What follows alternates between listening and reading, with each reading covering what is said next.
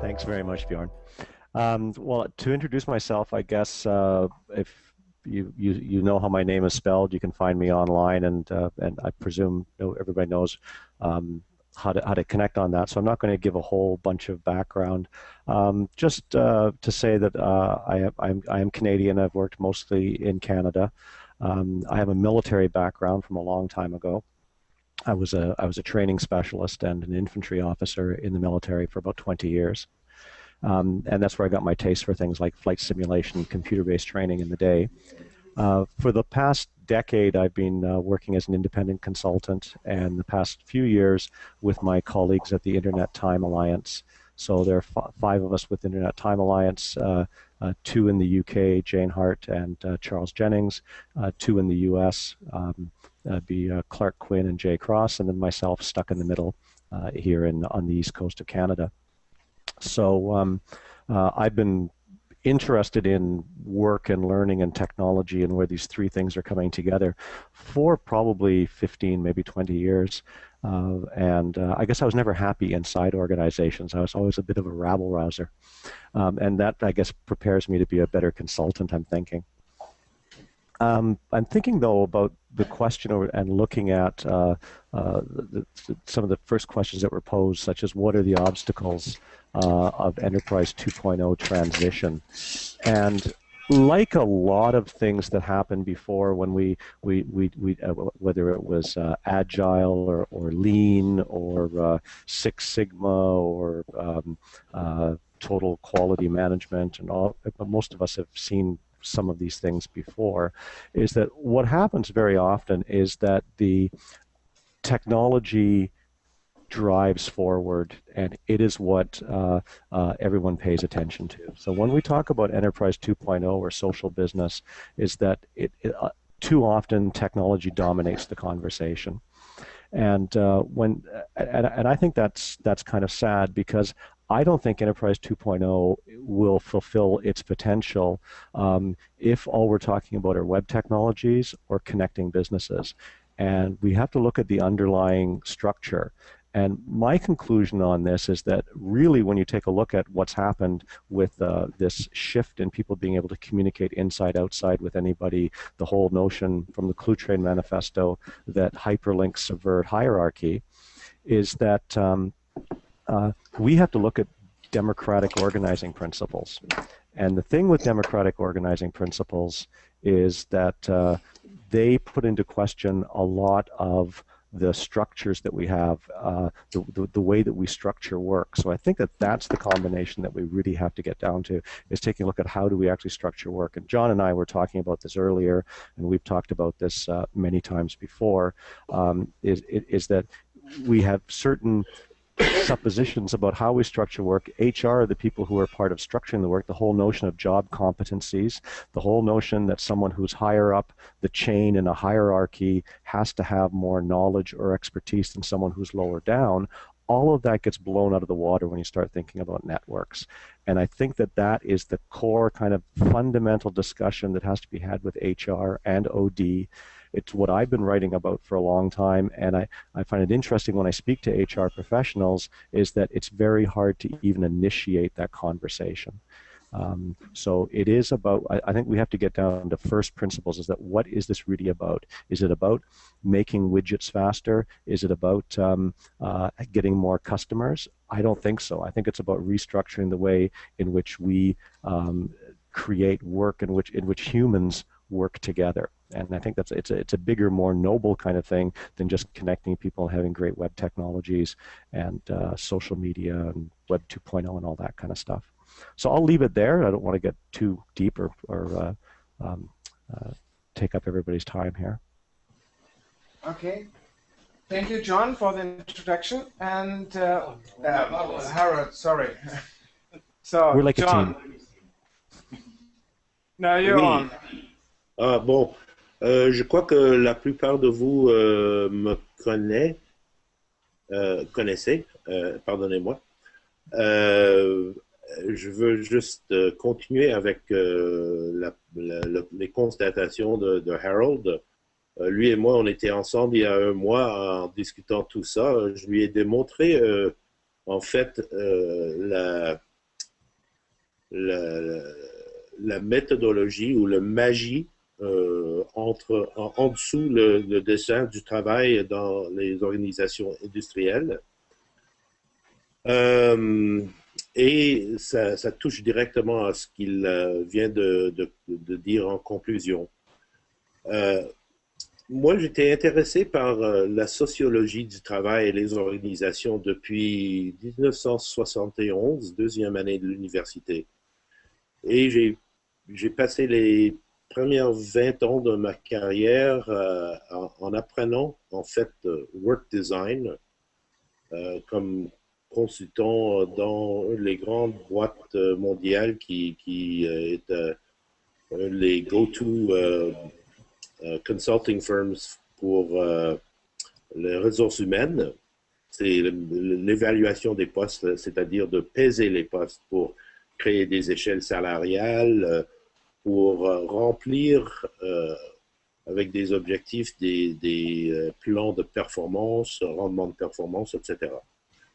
I got very, very interested and created for myself a career crisis in the early 1990s when I saw that big organizations were beginning to implement, along with Microsoft Office as a productivity tool, very large ERP systems that contained much of the information flow for work.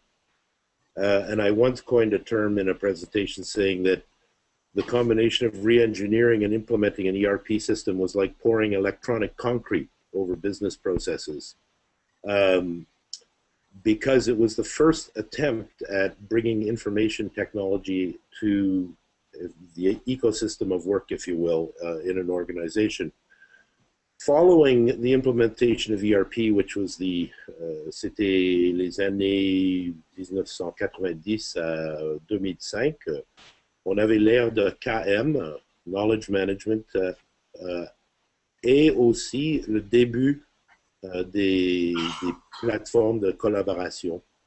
And I remember very clearly in 2007, I edited or revised an industry study called Making Knowledge Work, the Arrival of Web 2.0. Et ça compris aussi une évaluation de toutes les grandes plateformes de collaboration comme SharePoint, Lotus Connections, etc. Et là, en conclusion de cette étude, je me suis rendu compte que les vendeurs de technologie ne vendront plus que les plateformes collaboratives. C'est là que le travail se fera depuis ou dorénavant. I think that's the right word. I'm sorry. That means from now on, yes? Dorénavant? Anyway, excuse me. So what that means then is when, you know, figuratively everybody is behind a computer screen and working with flows of information and exchanging information with people via Yammer or via Google Plus Hangouts or working on documents together via Google Docs, is that effect is also meeting a climate where we are now involved in rolling change, continual change, which is something, again, I began to see 20 years ago as a consultant, but which was very good for the consulting business at that time, because each time there was a change, you had to make changes in the work design that were significant. But now adaptability, learning, and development are becoming real, and they're becoming effectively components of the everyday work of people. You combine that with social skills that are required to be effective in these environments, and you end up in the world of organizational development and learning. And I'm suggesting that organizational development and learning contain the basic principles for a management framework for the web-based work environment. So I would go a little bit further and say it's there we're going to have to look to in order to find the secrets for effective management in a network world. Okay. Thank you. Richard, as the host. Je voudrais d'abord vous saluer. Merci on est content de vous accueillir depuis content de son partenaire du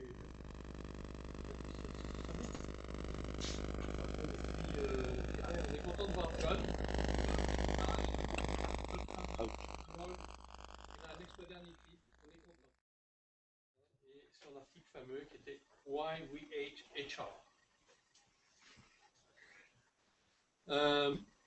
Et puis je citais un certain nombre de choses, notamment, et vous avez à l'entrée, sort la semaine prochaine un bouquin qui s'appelle Les Nouveaux Horizons RH, qui était fait par notre ami Alexandre Pachulski, vous connaissez sûrement, qui dirige Talentsoft. Et j'ai préfacé ce livre-là, cet ouvrage, il m'a demandé de le préfacer. Et je cite un certain nombre de choses sur les questions qu'on se pose. Donc on m'a bien que, effectivement, et je rejoins nos amis tout à l'heure, je crois que l'enjeu très clair est si on fait référence à l'étude sur l'entreprise 2.0, l'état de l'art, que dans le cadre de mon institut à Grenoble École de Management, avec Danone et Next Modernity, on a conduit, et qui est publié, qui est accessible. Vous avez donc tous eu cette étude entre les mains. D'ailleurs, je vous rappelle que dans les semaines qui viennent, va sortir un volume augmenté de cette étude, avec des articles et tout ça.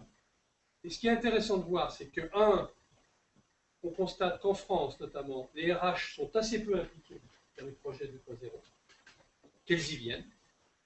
Et si on regarde quels sont, du point de vue des entreprises, les risques majeurs, les difficultés majeures, ou les freins majeurs, qui font que les projets 2.0 réussissent dans l'entreprise, le premier frein, c'est la culture d'entreprise. Et si on regarde la question de culture d'entreprise, il est clair, et c'était la semaine dernière, il y a eu une grande réunion du club des sites RH qui s'est tenue, et on a parlé de ça. Et il est clair que l'analyse montre que le métier important des RH, c'est d'être ce que j'appellerais les jardiniers de la culture de l'entreprise.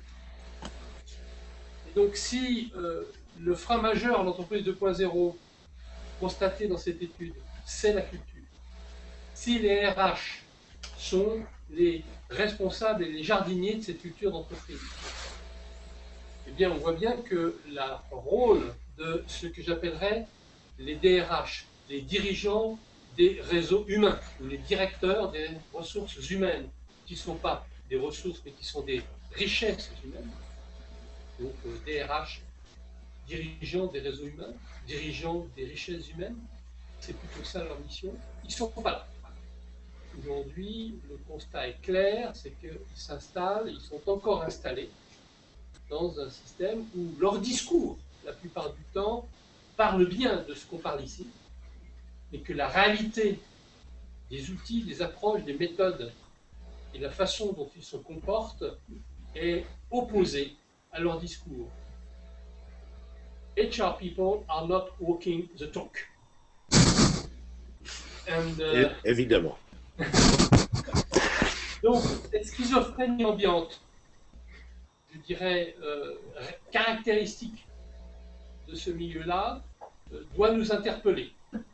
Donc, nous avons un rôle, je pense, et c'est bienvenu Björn dans cette affaire, de solliciter, d'évangéliser, d'éduquer ces acteurs de l'entreprise qui sont encore dans une vision d'administration du personnel et non pas d'être les cultivateurs de cette culture du partage et de l'organisation nouvelle. Et je pense que c'est ça le défi. C'est pas facile. Il y a quelques têtes pensantes, quelques gens qui drivent. Je pense par exemple à Nicolas Roland, qui est le directeur de la prospective sociale du groupe Danone, et avec qui je travaille dans le cadre de mon institut, et qui est professeur associé dans mon institut, mais qui est aussi un client, eh bien, qui essaye d'avancer. On voit qu'il y a des cas d'exception, et on l'avait vu l'année dernière d'ailleurs au 10 Summit. Donc on est face à un certain nombre de questions, et qui touchent probablement, encore une fois, la réflexion classique. On ne change pas la réalité en faisant évoluer le modèle, mais en changeant le modèle. Quel est donc le modèle à faire évoluer dans ce que j'appellerais la culture, l'évolution, les caractéristiques des responsabilités des RH qui sont encore dans une réflexion où ils ne mesurent pas qu'ils doivent être aussi les pilotes et les animateurs de la résilience collective des organisations. Dans un moment particulier de l'histoire, et notamment en France, nous sommes dans un moment de catastrophe permanente, de crise avérée et de danger certain. Et donc, dans cette affaire, la résilience collective, cette capacité à résister aux catastrophes, c'est aussi un des métiers, je dirais, du RH 2.0. Alors, on a du pain sur la planche.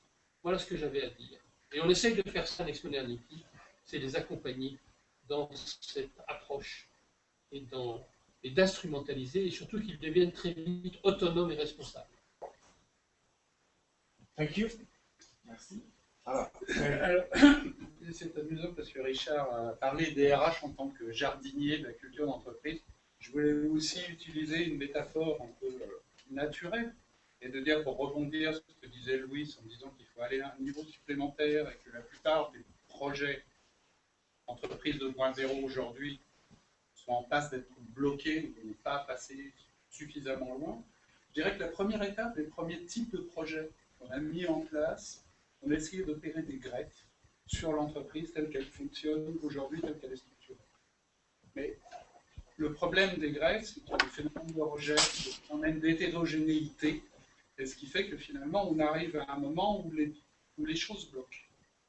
Donc on commence à se dire qu'il faut aller un peu plus loin. Il faut essayer de travailler un peu plus en profondeur. Travailler en profondeur, c'est essayer de faire la symbiose entre l'univers de la collaboration et l'univers de l'entreprise tel qu'on le connaît. Et là, on aboutit à des technologies qui sont effectivement un peu plus différentes. On aboutit à essayer de mettre la collaboration à l'intérieur du workflow, de rapprocher des applications de travail. Sauf que là aussi, on va se heurter à un problème, tôt ou tard, c'est que pour qu'une symbiose fonctionne, il faut qu'il y ait deux organismes, mais il faut surtout qu'il y ait une délégation de responsabilité. C'est-à-dire que l'organisme qui supporte les symbiotes doit déléguer certaines responsabilités aux symbiotes. Ça veut dire qu'il faut toucher à la culture de l'entreprise. Ça veut dire qu'il faut modifier l'entreprise. Et pour modifier l'entreprise, il s'agit d'aller encore plus profondément. Parce qu'aujourd'hui, les RH sont une couche intermédiaire. Mais le problème de la couche intermédiaire, c'est qu'ils agissent depuis l'entreprise, depuis la manière dont est structurée l'entreprise, vers les hommes, vers les équipes. Et ils retransmettent finalement un discours qui est même pas un discours corporate, mais qui est un discours structurellement industriel, qui s'est constitué, qui s'est fossilisé depuis 100 ans, depuis 150 ans. Et il faudrait que ce soit le contraire. Il faudrait que les RH soient capables aujourd'hui de relayer le discours des collaborateurs vers l'entreprise et d'amener à changer justement la structure même de l'entreprise. Et c'est là où on revient, on arrive à l'élément dans lequel on a moins parlé, qui est la partie audit, la partie organizational development, et quelque chose dont on parle peu en France, alors qu'on en parle beaucoup plus en Allemagne notamment. Et c'est quelque chose qui est beaucoup moins vrai. Parce que je pense que changer la culture de l'entreprise, intervenir sur la culture de l'entreprise, je crois qu'il faut questionner, il faut aller plus loin que la symbiose, il faut aller faire une mutation de l'entreprise. C'est-à-dire qu'il faut intervenir sur les gènes mêmes, se dire mais quel est le pourquoi de l'entreprise, comment fonctionne l'entreprise. Il faut aller en dessous du travail. Il faut travailler sur les structures qui supportent le travail. Qu'est-ce que l'entreprise? Et on s'aperçoit, ça c'est pareil, je suis en train de travailler, je fais un peu d'autopromotion aussi, mon prochain billet de blog, c'est de me dire que finalement, même si on arrive à mettre en place la collaboration à tous les niveaux, on va quand même être heurté, on va se heurter à quelque chose qui est très simple, c'est de dire que l'entreprise est à base de documents. Et les documents fondateurs de l'entreprise qui justifient le travail, qui supportent le travail, sont les contrats, ce sont les brevets, et toute la propriété intellectuelle. Or, ça, c'est aussi quelque chose qui est hérité de la révolution industrielle. Avant, on était beaucoup plus dans le gré à gré, on était beaucoup plus dans l'humain. Et tôt ou tard, pour arriver à aller vraiment jusqu'à l'entreprise sociale, jusqu'au social business, on va être obligé de toucher ces fondements de l'entreprise et à modifier finalement en deçà du travail vraiment les couches inférieures, l'infrastructure même de l'entreprise. Et je pense que Son existence même. son existence, même, son pourquoi. Oui, oui, tout à fait. Wait, but I would argue here because you're all agreeing. So I will do the Tout contrary. le monde peut intervenir là. Yeah. So, well, you all talk about what OD and or which role OD and HR should do, which they are not doing today. But actually, don't we really? Well, I think for advancing the E2O project in terms of the big vision. So we have technology that enables more productivity, more flexibility within the process, helps us doing us our job better, even having transparency and openness and see something which we haven't seen before within the company, which helps us generate more value. These are all the potentials of the technology, and this enables us to change the company, do it other way. But we, as the E2O communities and drivers of the topic drivers, are not enabled or not in the position to change the company. It's only HR or the OD people. So, and they got also The market first. the market first, yes, and then if it's a call into the organization who has to change something, it's HR and OD. Okay, just let me finish, John, and then I get you. No problem. So the question for me is, at the moment we always say HR and OD, they're not getting it, but shouldn't we? But they got the methodologies of really changing and do change processes.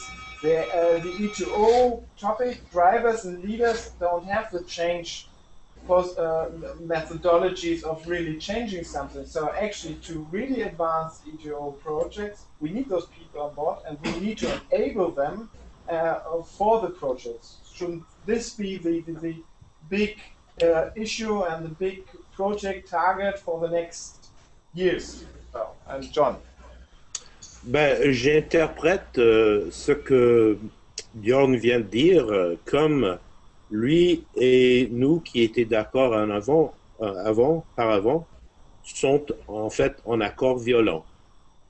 Ça veut dire que ce que je crois est le parole de Thierry et de Harold et de moi et de Richard, c'est que il faudra une shift de mindset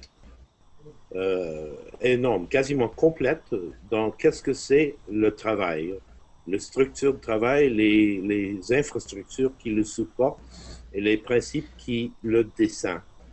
Et surtout, c'est philosophique au début et c'est face au marché que, d'après moi, les grandes leviers de changement deviendront de plus en plus impossibles à rater.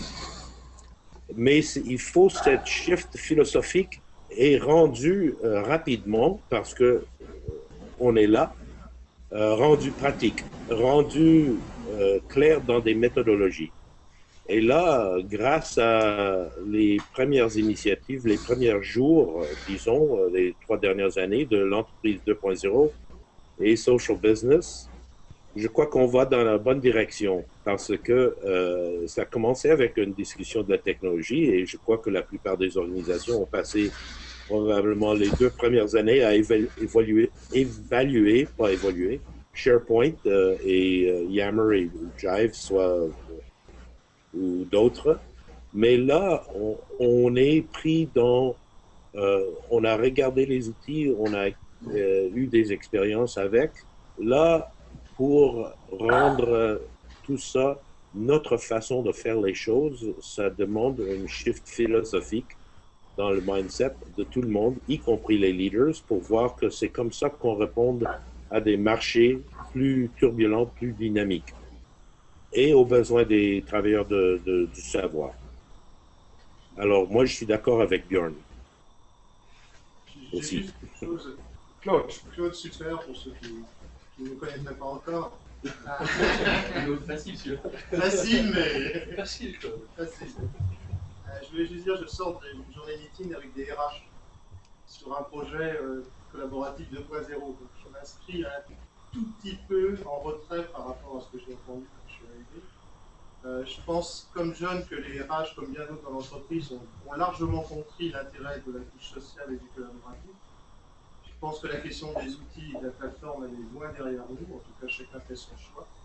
Je pense effectivement que c'est un changement d'état d'esprit, de mindset. Et là où il ne faut pas sous-estimer la difficulté, c'est que le leadership est important, mais le changement du mindset, il faut situer le curseur.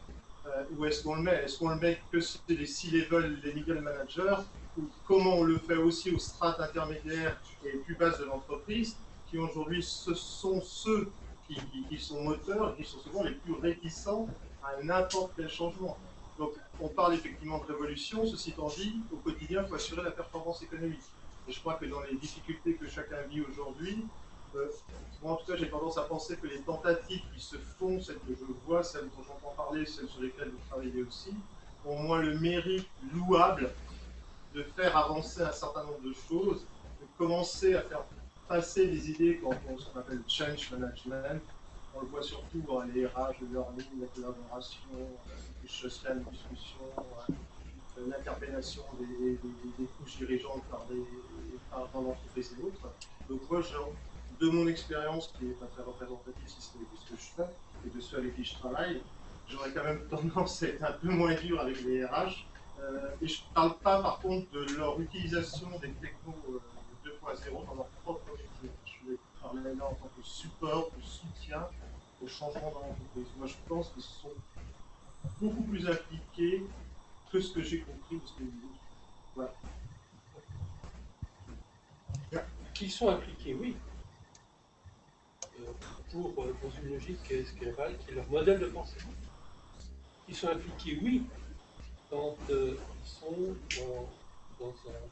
dans une réflexion où on mesure souvent, qui s'occupent, ce que je vois, de développement de carrière individuelle.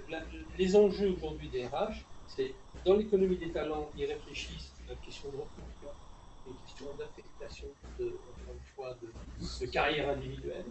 Ils sont beaucoup dans des logiques d'individualisation et sur un discours collectif. Et là, la schizophrénie qui me pouvoir.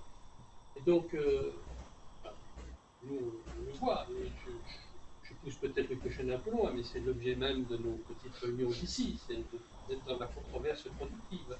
Hein. Il me semble moins important qu'on ne peut pas, si je regarde la réalité de ce qui se passe, de la façon dont les RH ont le focus sur un certain nombre de choses, le recrutement, la formation, tout un ensemble d'outils et de logiques techniques, tout un ensemble de réflexions, tout un ensemble de métiers qui ne sont pas aujourd'hui, encore une fois, la capacité où ils devraient être sur les éléments de culture et de design de l'organisation. Ils ne sont pas, pour la plupart, soit en mesure, soit compétents pour le faire. Ils ne sont pas non plus dans cette posture nécessaire qui est très, finalement, d'être des gens de pouvoir et en même temps de pouvoir dire l'essentiel. Le RH devrait être, d'une certaine façon, le fou du roi, au sens de cette liberté, parce que les managers qu'il a construit, le mode de management, c'est des gens qui sont finalement les combattants de l'histoire.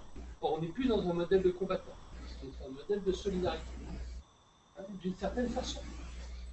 Et c'est là où le grand défi est posé. Parce que être l'agent constructeur d'une communauté de destin et de dessin d'une organisation et d'un écosystème, c'est finalement un métier nouveau qui n'est pas de la logique, encore une fois, de l'administration ou sous ses cœurs métiers. Encore une fois, je caricature. Hein. Je crois que c'est ce qui est en train de se passer. Alors, il y a bien sûr des pionniers, il y a des gens qui avancent, il y a beaucoup de choses, il y a des instances où ça se passe très bien, mais il y a plein de freins. Et je le constate en France, et pas qu'en France, hein, ça se passe un peu partout. Et même dans les multinationales, de cœur français, qui sont, je peux vous dire, on voit quel est le rôle, les missions et la façon de... Il y a un discours, je ne dis pas que les RH n'ont pas de discours, ils ont les mots en bouche. Mais si on gratte derrière, il n'y a pas de réalité dans l'élaboration des choses. C'est-à-dire qu'ils n'ont pas l'attention sur le même discours, une discussion sur les choses. Enfin, je sais pas. C'est ce que je voulais dire. But so we say there isn't. Oh, John will speak. Oh, John. Yes. Je suis très frappé par le discours de Richard dans le sens que je suis absolument d'accord avec son interprétation de leur rôle d'aujourd'hui et la nécessité de passer à comment je dirais, un encadrement complètement différent. Mais il reste le problème, et je crois qu'on l'a touché par-ci et par-là, je dirais les outils qu'ils ont à utiliser. Ça veut dire les dispositifs pour réaliser le recrutement, pour la rémunération, pour le rendement de performance. C'est là que, quand on parle de design du travail, il y a beaucoup qui sort de ça. C'est function follows form, je crois, dans ce cas-là, dans ce cas-ci. Les outils que la plupart des professionnels des ressources humaines ont à utiliser sont dérivés des années 50 et 60. Et c'est comme ils ont qu'est-ce qu'on appelle handcuffs, des manacles, quelque part. Et là, il y a un développement de conscience de leur part. Et là, par la suite, on peut passer un regard pour comment est-ce qu'il faut dessiner le travail différemment. Il y a aussi les obstacles de la législation sur l'emploi qui touchent beaucoup au concept de job industriel. Alors ça, c'est des obstacles réels qui sont en dessous de ces problèmes-ci parce que ça représente un système dont les gens des ressources humaines ont à administrer. Quelque part, il va falloir un nouveau modèle, et là, ça commence dans les analyses de hub and spoke et d'autres formes de network, mais on n'a pas encore les outils pour dessiner le travail dans ces réseaux. Et c'est là qu'il y a une danse quelque part intime et fragile entre ces outils et la compréhension, le désir, la volonté des gens de ressources humaines de s'impliquer dans le vrai changement. Ça, c'est mon opinion. C'est vrai que la gestion de carrière, ça reste de la gestion de carrière. Les gestionnaires de carrière, moi, je ne parlais pas tellement de cet aspect-là, bien qu'il est important. Il faut aussi voir quand même qu'il y a aujourd'hui beaucoup de structures de RH qui commencent à considérer que le rôle est plus important que la fonction, en tout cas que c'est une donnée importante dans les processus. Je pèse mes mots quand je le dis, hein, d'évaluation. On n'est pas peur, hein, tout le monde est évalué de par ce qu'il est, de par ce qu'il fait, et tout ça. Ouais. Mais dans la notion de rôle hein, qu'on a vu émerger avec sa valorisation, notamment par tous les ajouts de gamification, de choses comme ça. Donc aujourd'hui, beaucoup, en tout cas moi de ceux que je rencontre et avec qui je discute, bien que je ne sois pas un expert de la fonction RH pour moi, c'est pour ça que j'arrive à tirer des choses, c'est qu'ils sont très conscients qu'aujourd'hui, avoir cette information, arriver à valoriser un collaborateur quel qu'il soit dans son rôle, ou dans les rôles qu'il affectionne et dans lesquels il est pertinent et performant, plutôt que dans une fonction rigide, aujourd'hui c'est quelque chose qui fait sens.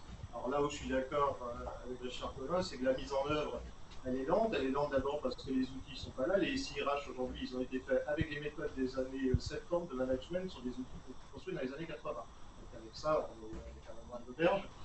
Et c'est vrai que de mettre un réseau social d'entreprise quel qu'il soit, ça ne va pas forcément améliorer les choses, ça va apporter une solution. Donc aujourd'hui, il y a du côté des éditeurs un espèce de no man's land, et en tout cas une réponse quasiment inexistante face à cette problématique, de tous, autant qu'ils sont. On en a beaucoup souvent parlé avec Thierry, en tout cas souvent échangé là-dessus sur les éditeurs. Donc derrière, il y a des choses qui se mettent en place. On va construire aussi les outils, les méthodes qui vont, mais cette notion de rôle, par exemple, c'est typiquement moi ce que je considère comme une évolution qui est arrivé il y a un peu 2 ou 3 ans et qui petit à petit fait son chemin. On ne peut pas demander au modèle, ou en tout cas à l'entreprise, qu'elle soit 2.0, ou en tout cas cette entreprise plus collaborative, plus sociale et autres, de se faire en 2 ans alors qu'on hérite de modèles qui sont enseignés depuis 30 ans dans toutes les business schools, dans toutes, par des gens qui n'ont jamais revu leur méthode, qui n'ont jamais collaboré à quoi que ce soit, qui ne sont jamais inquiétés de questions de gouvernance, de transparence, et qui nous assènent qu'on gère une entreprise avec un tableur Excel. Je suis désolé. Donc ça c'est peut-être, c'est bon, je m'arrêterai là. Je pense que les RH sont dans ce mouvement-là, et je pense qu'il y en a certains qui ont perçu qu'il y avait vraiment de la finesse, de la matière, il y avait de la pertinence, et il y avait des gains en matière de productivité, donc derrière de la performance économique à aller chercher dans une approche différente. Yeah. Yeah. Allez-y. De rebondir sur cette système d'évaluation. Typiquement, là, pour voir que ça ne marche pas. Parce que techniquement, évaluer le rôle, c'est la tendance. Et quand on évalue le rôle, on définit des attentes en termes de comportement et en termes de personnalité. Or, aller juger la personnalité de quelqu'un. Vous le faites tous les jours sur Facebook, vous mettez I like ou vous arrêtez à dislike. Je voudrais bien, mais justement, c'est bien ça. C'est-à-dire, quand il n'y a pas de lien social, juger quelqu'un sur son comportement, eh bien, ça marche pas.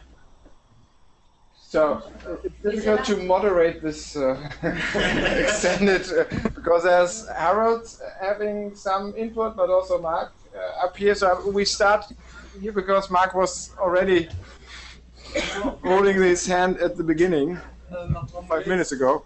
Dans Société Ubisoft, j'ai envie de dire qu'on a souvent des beaux discours aussi quand on va les voir, on les évangélise. Et ils sont pas contre, je pense, l'idée quand on parle de permettre aux collaborateurs de trouver plus rapidement la bonne solution, le bon contact, de trouver aussi des solutions qu'ils ne s'attendraient pas à avoir, ou alors même de créer une aventure collective, tout ça ils l'entendent. C'est juste, je pense qu'ils sont un peu comme beaucoup de métiers aujourd'hui dans les entreprises, rattrapés par la réalité du quotidien, que ce soit effectivement de recruter, de former. Le marché, surtout pour Ubisoft, l'industrie va d'une telle vitesse qu'ils sont en fait derrière un wagon un train lancé à pleine vitesse et ils sont tout le temps en train d'essayer de rattraper, je pense, et de faire de l'opérationnel. Et nous, notre rôle aussi, c'est de leur montrer la preuve par l'exemple. Nous, par exemple, on a lancé le réseau social et on leur montre que même pour des besoins concrets, c'est-à-dire de trouver une personne qui a telle expertise dans tel domaine sur lequel on va se lancer dans un mois, il y a ces personnes-là, le cloud, ce genre-là, parce qu'ils ont des clés dans leur profil. Et donc, je pense qu'ils ont besoin de ce concret, cet exemple, et moins de partir sur peut-être aussi des grandes théories auxquelles ils ne sont pas forcément sensibles, ou du moins qui ne fait pas écho sur leur réalité. En tout cas. Okay. La prochaine parole, c'est à Harold. OK, cool. Très intéressant. Je ne sais pas si vous avez vu ce que j'ai mis sur l'écran il y a 2 minutes. Attendez, je vais juste le mettre. OK. Est-ce que vous m'entendez? Oui? Yes. OK. Bon. But we haven't seen it because you were... OK, ça marche? C'est sur l'écran en ce moment? Yes. OK. It's still little... So you have to explain it. Oh, oui, c'est ça. C'est pas nécessaire de le comprendre à 100%, là, mais en gros, les deux, c'est quelque chose fait par Joachim Stroh. Et puis, lui, a dit, on voit le contraire entre filling position, ça c'est une hiérarchie, versus matching roles. Donc, moi, ce que je vois, c'est que il y a comme 2 solitudes dans les organisations. La solitude du côté des RH, la formation OD, ces gens-là, et la plupart d'eux, ils ne comprennent pas les réseaux. Mais de l'autre côté, on a des gens dans technologie, marketing, les ventes, et eux autres, ils ne comprennent pas l'apprentissage. Donc, moi, je vois ça, c'est une division entre comme ces deux choses. Les gens en RH doivent commencer à regarder l'organisation plus en question de réseau, en réseautage, les médias sociaux, au lieu des hiérarchies, des positions, les rôles, les jobs à faire. Mais en même temps, là, on sait que l'apprentissage est devenu maintenant essentiel pour l'entreprise. Je viens de terminer de lire un livre, là, je ne sais pas si tout le monde l'a lu ou pas. C'est un livre par, on va voir là, c'est par, oups, attends, ça c'est... Over that way. Ouais, The Connected Company. OK, ça, c'est pas Dave Gray, OK, du Daucus Group. Puis lui explique clairement que, je m'excuse pour le son, il expliquait clairement que l'apprentissage est essentiel pour l'organisation, pour la compagnie réseautée ou une compagnie branchée, connected. Et that is the problem that we have, is that we're speaking two different languages. But I think that that's something that you can work on, is that, comme Johnny a dit, on n'a pas d'outils modernes dans les RH. La plupart des systèmes viennent des années 50 ou 60. Là. Et puis, mais nous avons d'autres outils, on peut l'utiliser, mais on ne les utilise pas en RH. Les outils comme Social Network Analysis, Value Network Analysis, Organizational Network Analysis. Puis, je pense que ça, c'est une chose à commencer, c'est à essayer à mettre dans l'esprit qu'on n'est plus dans les hiérarchies. Il faut penser plus réseauté, et c'est pas juste une parole, c'est pas juste quelque chose à parler. To be a network learner, you have to actually work in networks. Puis on peut commencer avec les médias sociaux, engagés sur Twitter, des blogs ou quelque chose comme ça, ou même à l'intérieur. Mais il faut, comme je pense que Richard l'a dit, ça, you have to walk the talk. Et moi, je vois que la plupart des gens, quand on parle en formation, en training, là, ils ne savent pas comment devenir un apprenant réseauté. I think that's the big thing. I invited Dave Gray for tonight, but actually he had a webinar at the same time, unfortunately. Yes, I know. I saw that online. So, John, est-ce que je peux sauter rapidement dans tout ça? Et Harold, est-ce que tu peux mettre sur l'écran ce diagramme encore, s'il te plaît? Okay. En fait, quand je parlais avant des outils de ressources humaines et le fait que la plupart sont, disons, vieux, je veux aussi introduire, je ne sais pas exactement un paradoxe, mais une idée opposée. Ça veut dire que les choses qui sont là, skills, competencies, tasks, measures, etc. sur l'un côté, et les éléments des projets sur l'autre côté, sont tous absolument nécessaires pour comprendre le travail et comment quelqu'un va combler les imputabilités d'un tel travail. L'apprentissage aujourd'hui, je dirais, dans un certain domaine d'expertise, se fait de plus en plus en réseau, surtout avec les jeunes générations, mais il manque l'encadrement des objectifs souvent, ou une certaine, et toutes les autres choses qui accompagnent le travail dans une organisation. Mais ce que je veux dire, c'est que nous avons effectivement tous les éléments pour refaire les modèles dans les mots de Richard Collin, de devenir des développeurs des réseaux humains. Ça veut dire que pour accomplir du travail, pour accomplir des objectifs, il va falloir savoir quels sont les skills, competencies, talent, knowledge necessary. What kind of positions will we need to accomplish this? Est-ce qu'il faut un projet ou 4 projets, etc. Quelles sont les échéances? Tout ça, c'est des éléments de travail qui vont rester absolument essentiels. Mais c'est le shift en mindset et philosophie de nous passons d'une structure faite comme une machine rigide pour accomplir telle chose d'une façon réplicable à quelque chose de beaucoup plus résilient, adaptable, biologique, qui continue, qui évolue au fur et à mesure avec les gens qui travaillent et l'information qu'ils utilisent pour créer les résultats. Okay, we lost somehow Harold. I hope he is coming back. There was Anthony who wanted to... Bonjour, Anthony Poncier. Salut, John. Salut, Anthony. Va bien. Il y a quelque chose quand même, c'est qu'on a l'impression que les RH ils vont être au service de l'entreprise. Là, dernièrement, pour un billet de blog, je relisais Crozier sur la sociologie d'organisation. Chacun a aussi son propre agenda. Les RH, ils ont des budgets qui sont rentrés sur un certain nombre de silos. Les plus grands silos, par exemple, c'est la gestion de tout ce qui va être le top management. Vous allez leur dire, c'est pas grave, tu vas prendre ton argent pour le top management, pour gérer les talents à des gens qui sont à un niveau inférieur. Tu as mis un programme de vivier, de tout ce qui est fast tracker, de gens qui sortent de MBA, qui sortent de grandes écoles, ou quoi qu'il arrive, on a prévu que dans 10 ans, ils seraient au top management.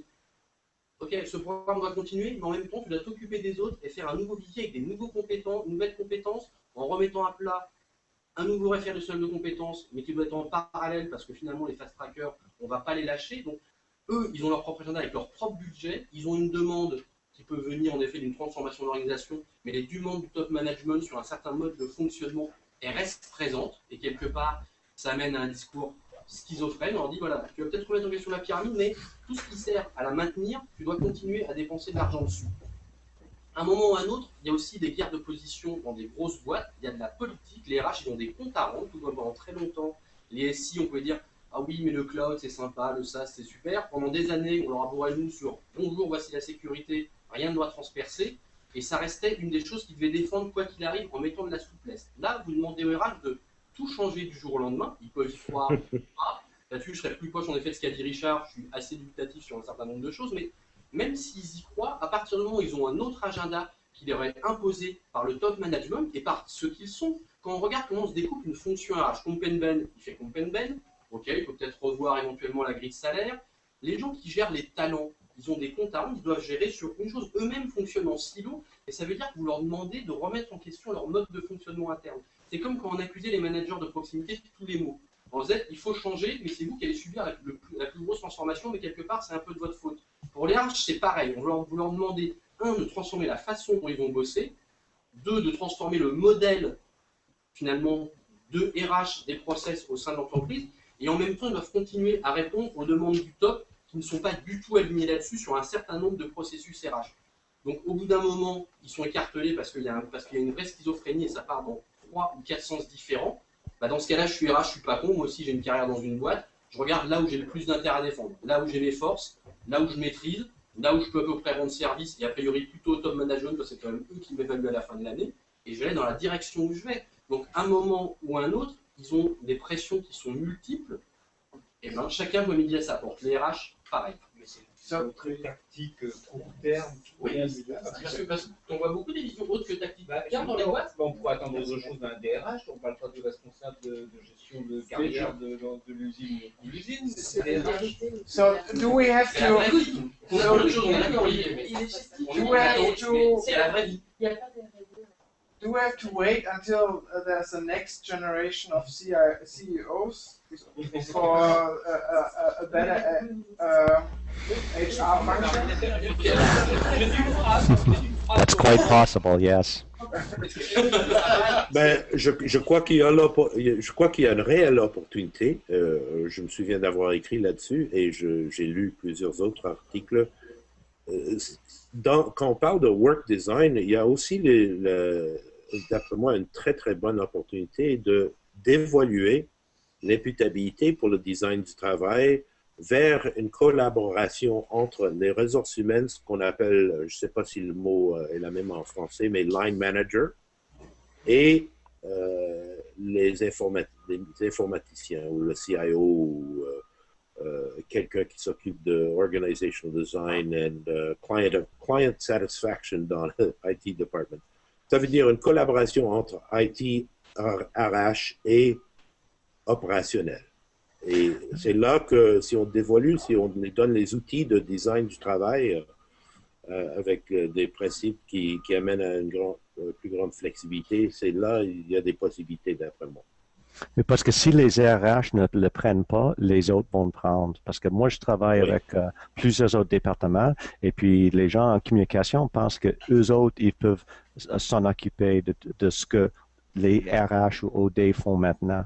Donc maintenant, c'est un peu comme le Wild West, là. Puis on a un gros terrain qui s'appelle l'entreprise apprenante, social business, social enterprise. Puis tout le monde veut jouer là-dedans. Et moi, je pense que les RH peuvent vraiment perdre dans l'entreprise. Donc, on peut toujours demander mais pourquoi on a besoin des systèmes RH quand on fait tout sur réseau, sur le cloud ou quoi que ce soit. Absolument. Ok, it's Thierry. Oui, je pense aussi que le problème dans les RH, c'est que, comme disait Anthony, ils sont en fait instrumentalisés. Ils sont instrumentalisés par le management, par l'opérationnel. Alors que devrait, comme dit John, ils devraient travailler en collaboration. C'est-à-dire qu'il faudrait qu'on introduise un niveau de collaboration entre des silos, au lieu de simplement entre des personnes. Je crois que c'est peut-être là où il faut commencer à repenser, pas forcément le travail, parce que ça va prendre beaucoup de temps, mais travailler la manière dont les divers silos interagissent et fonctionnent entre eux. Et c'est vrai que de dire, essayer de faire travailler main dans la main un middle manager et un responsable RH, il en sortira peut-être autre chose. J'irai plus loin. Un autre moyen d'évaluer les gens. J'irai plus loin même, si c'était, quand je parle de un mindset shift, etc., si l'exécutive, l'autre direction d'une compagnie a bien saisi ce qui se passe comme une grande transition dans le travail du savoir, je mettrai cette collaboration entre ces trois domaines comme une imputabilité ou un objectif hard pour eux. Moi, si j'étais... voilà. Okay. Je voulais juste partager un point lié à 3 expériences en fait, dans des sociétés très grandes, genre 300 000 personnes, 5 000 personnes, et puis start-up. J'ai vécu les 5 dernières années. Et il y a quelque chose d'assez frappant, moi, qui me marque quand j'entends ce que vous dites. Pour revenir sur la résilience veut dire qu'il y a un risque qui doit être ressenti. Et si les gens ne la ressentent pas, ce risque, ils n'ont aucune raison effectivement de changer l'état des choses. Et alors, dans les très grands groupes, le top management est impliqué, mais plus là pour défendre sa place que pour, je dirais, garantir la pérennité de l'entreprise parce qu'il ne sent pas qu'elle est spécialement en risque. Sur une start-up, comme on dit aujourd'hui là, chez Azendi, on a un sentiment qui est partagé par toutes les personnes de l'entreprise de fragilité. Donc tous les jours, tout le monde se sent impliqué et la réflexion, elle est naturelle et l'émulsion, il y a des personnes qui se posent la question de qu'est-ce qu'on doit faire. On est tous dans le même risque et on doit donc changer les choses. Et l'exemple de la très grosse boîte, je pense qu'on voit tout à fait la structure RH. D'ailleurs, je sens qu'on a des structurations orientées très grande boîte. Et donc la troisième expérience dont je voulais parler, c'est une société intermédiaire de 6 000 personnes où j'ai eu la chance d'être, qui a été à un moment donné confrontée à un risque très fort, parce que la société allait mal. Il y a eu une période de secousse, et finalement, il y a eu un énorme programme, donc les gens étaient au courant, parce qu'il n'y avait plus de choix, il y avait des gens qui partaient. Donc, voilà. Et il y a eu un gros programme de transformation de l'entreprise avec des programmes de formation, de mise en évidence de tout ça et de travail. Mais chacun se sentait mandaté. Il y avait un vrai mandat et il n'y avait plus de questions sur comment on devait y aller. Il fallait y aller. Et le top management, dans les grandes entreprises, même s'il sent qu'il faut faire quelque chose, mais il a passé tellement de temps effectivement à construire le modèle depuis 20 ans, il n'imagine même pas comment il peut s'y prendre autrement. Voilà, c'est tout. Richard. Oui, moi, je vais simplement deux choses. Je suis en grève, je vais vous laisser, parce que je dois prendre un train pour Grenoble, je suis à Grenoble, voilà. Je vais dire deux choses. On a des questions à se poser. Est-ce que, finalement, la fonction RH va continuer à exister? Je connais des entreprises où elle n'existe plus, une entreprise de 2000 personnes où la fonction RH n'existe plus, où les logiques de facility management permettent d'externaliser les choses opérationnelles et précises, et dans laquelle la fonction RH en tant que telle n'existe plus, c'est une communauté. Je connais une entreprise de 2000 personnes, leader sur le marché qui fait ça. Deuxième point sur lequel on doit aussi s'interroger, c'est le manque de compréhension du collectif, et c'est un peu notre mission, sur la vitesse des choses. On est dans un phénomène d'accélération considérable que les gens ne mesurent pas. Ça a été cité par notre ami Ubisoft, le train rapide permanent. Et cette logique-là fait que les gens pensent qu'ils ont le temps. Ils n'ont pas le temps. Et donc, je crois aussi que ça va se jouer très vite sur les jeunes générations. Comme disait Planck, la science avance quand les savants meurent. Hein? Eh bien, je crois important de penser qu'aujourd'hui, les RH vont mourir parce qu'il y en a qui arrivent et qui sont bien. Et je voudrais citer pour finir, et dans nos réflexions pour contribuer à ce qui est notre défi pour le prochain summit, je voudrais citer Michel Serres, avec qui j'ai eu le bonheur de travailler quand on a fondé ensemble avec Michel Autier et Pierre Lévy Trivium sur les apps de compétences et toutes ces questions-là. Et Michel Serres, vous avez tous lu son dernier bouquin, La petite poussette, que je vous conseille de lire. C'est un C'est un ouvrage facile à lire, avec un très mauvais titre, mais un excellent contenu. C'est quoi le titre encore, s'il vous plaît? Poussette. La petite poussette, c'est un manifeste, ça peut dire 90 pages, et je te conseille de le lire, c'est ahurissant de bonheur. Et Merci. d'une chose que je trouve qui doit nous guider dans nos réflexions, et que je cite. Sans doute convient-il d'inventer d'inimaginables nouveautés hors les cadres désuets qui formatent encore nos conduites. Je vois nos institutions luire d'un éclat semblable à celui des constellations dont les astronomes nous apprennent qu'elles sont mortes depuis longtemps. Super. Je trouve que peut-être c'est encore une fois une référence à garder en tête, et je crois c'est John qui parlait de philosophie tout à l'heure, eh bien, elle nous aide à avancer. Je voulais vous remercier d'être là ce soir. La fête va continuer, les discussions aussi. L'exclusivité est contente de continuer à lancer et à alimenter le débat. Nous sommes que des contributeurs. À bientôt. Thank you. I think nice final words. We cannot Au revoir, solve Richard. the world tonight. Thank you, John. Thank you, Harold, Bye, John. for participating in this. And See you all hopefully fairly soon. yeah.